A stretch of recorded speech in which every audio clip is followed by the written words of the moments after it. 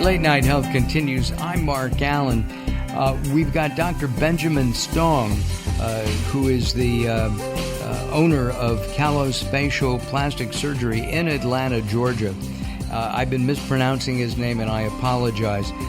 It is Benjamin Stong, S-T-O-N-G. Doctor, you recently went to Peru, which is on my list of places to go, to perform volunteer specialized surgery on kids. Tell us about that experience. I have some colleagues of mine who have been going every year for a little while, and they invited me on a pro bono mission trip to do cleft lip palate reconstructive surgery for underprivileged kids. And we flew down and we brought basically the entire staff with us, including pediatricians, anesthesiologists, nurses, nurse practitioners. And we went to Ica, Peru. We flew into Lima, and then took a bus up to down to Ica, and we screened kids for one day. We signed up about 80 kids for surgery, and then over the next 4 days, we did 80 surgeries on 80 surgeries on 80 kids. Oh my! A variety of different procedures, and we took over basically the OR at one of the hospitals, and we were operating with no air conditioning some days, we were working from 7 in the morning till 10 o'clock at night. It was a rewarding trip, but it was a lot of work too. Well, yeah, and I would think also that, at the most, if you're doing that kind of surgery here in the States, you do what, 2 or 3, maybe 4? But yeah, I don't even really do those procedures in the U.S. just because there's like craniofacial centers and specialized teams at the children's hospitals that mainly do them. But yeah, it's much more common down in South America. It's more it's more prevalent in Native American populations, which is what the South American Spanish population really is. It was pretty cool. They enlisted the military, and the military provided their plane to fly kids from the Amazon jungles in, to get these procedures done.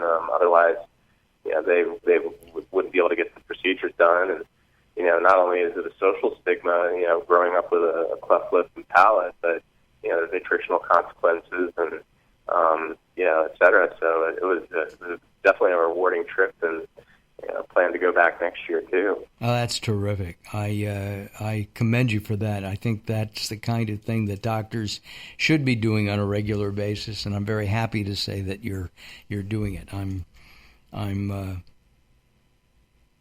It's just a great thing to be able to do. It's super rewarding. You never really get that level of reward and appreciation. In our system in this country, it's set up to feel defeating here, but you go down there and a lot of those red tapes and such melt away, and these people are so appreciative because there's no real other option for them. There's not really surgeons that perform pro bono surgeries down there like that. Right. And was it kind of in a third? You were saying that there was sometimes no air conditioning. It's a third world country. Are the ORs almost as good as ours, or not at all?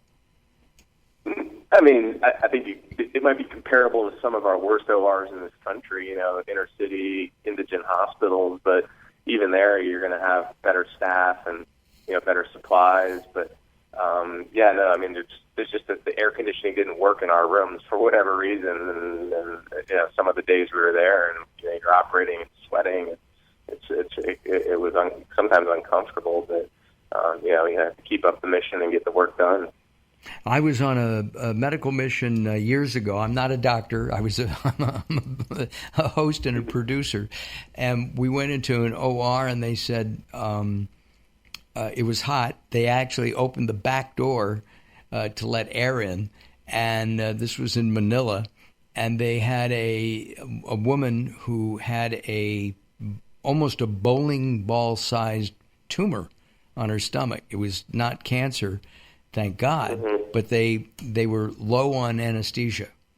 I had to leave the OR. I could not stay in there. She was writhing on the table, but they had to get it out, and they gave her as much as they could, and it was rather sad that they couldn't help her with the pain part.